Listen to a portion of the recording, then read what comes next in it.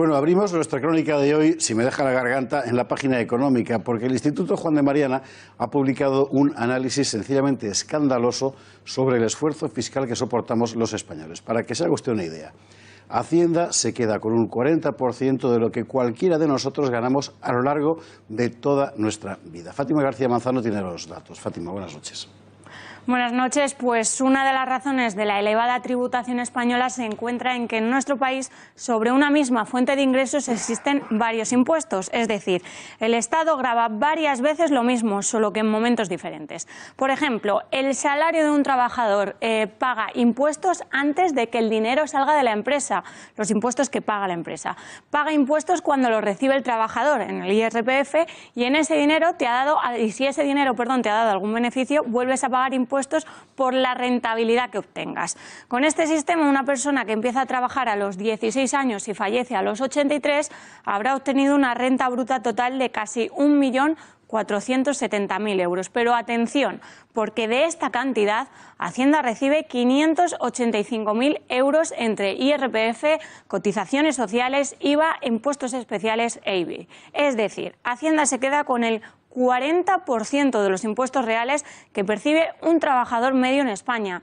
Así pues, desde que entra en el mercado laboral con 16 años hasta que fallece con 83, este contribuyente habrá destinado un total de 27 años de sueldo al pago de impuestos.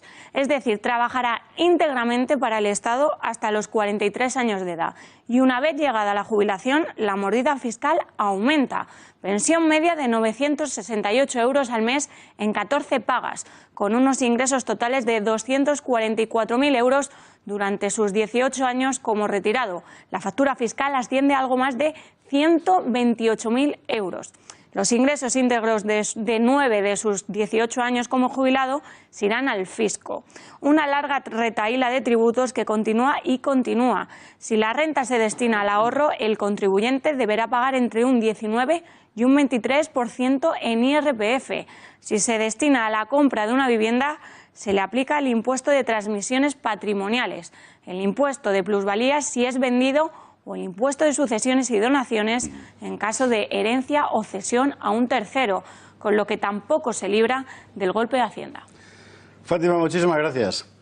Don Vicente Montañez, analista financiero, consultor económico, o al revés más bien, pero en realidad tanto monta tanto. Uno ve estas cosas y casi que le dan ganas de no trabajar más, ¿no? Porque qué barbaridad. Buenas noches. Pues sí, efectivamente. La verdad es que el informe que acabáis de presentar, donde se ve claramente que el esfuerzo fiscal que realiza el español medio es un esfuerzo muy alto, por encima de muchas de las economías que damos con mayor índice de presión fiscal, como pueden ser las escandinavas.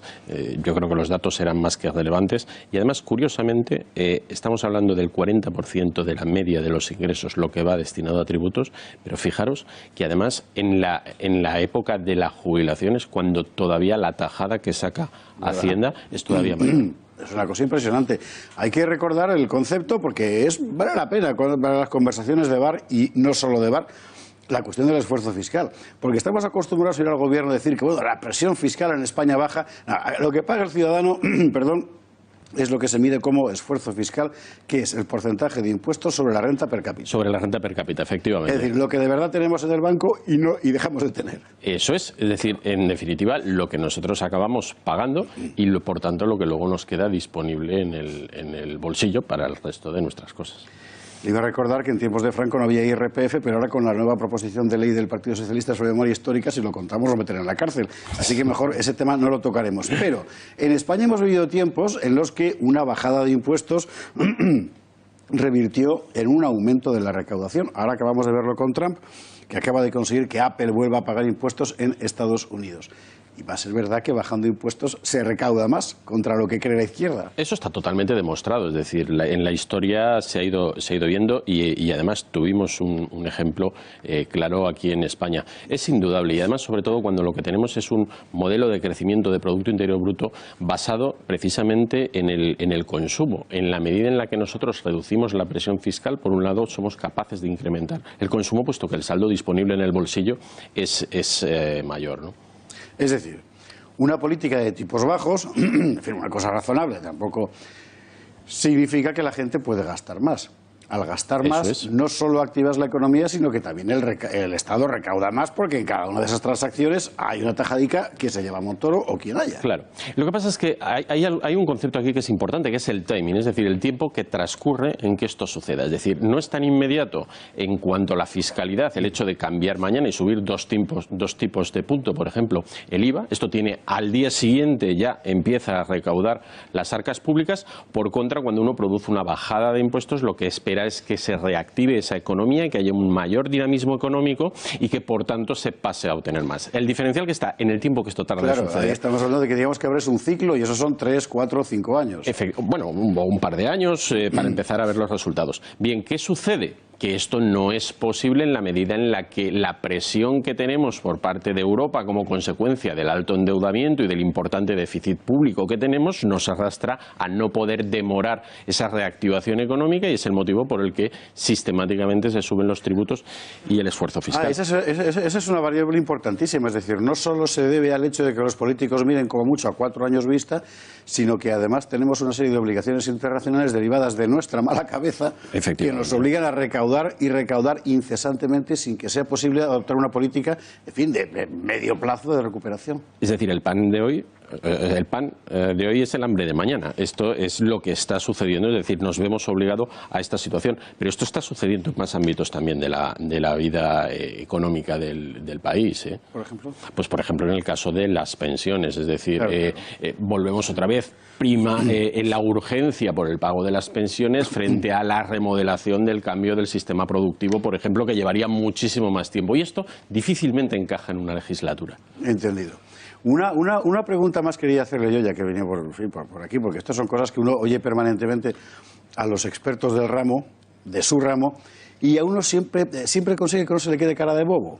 Porque empieza a hablar de lo que suben las commodities y lo que bajan las utilities y los apalancamientos de alta gama, y dice, oye, yo debo de ser imbécil, porque no entiendo nada de lo que están contando. ¿Qué son las commodities? Bueno, pues mire, las commodities es muy simple, es decir, son aquellos productos que no tienen mucha diferenciación entre sí, que no tienen un valor añadido importante que los diferencie. Por ejemplo, el trigo es, independientemente de dónde lo plantemos o de dónde lo traigamos, al final el trigo es trigo, poca diferencia estriba entre él, ¿no? Y entonces, bueno, pues esto lo bautizamos como commodity, ¿no? ¿Y qué son las utilities? Y las utilities son aquellas empresas que comercializan con este tipo de productos. Habitualmente, y según la CNMV, nos referimos a utilities en el caso, por ejemplo, pues de compañías de gas, compañías de eléctricas, etcétera, etcétera.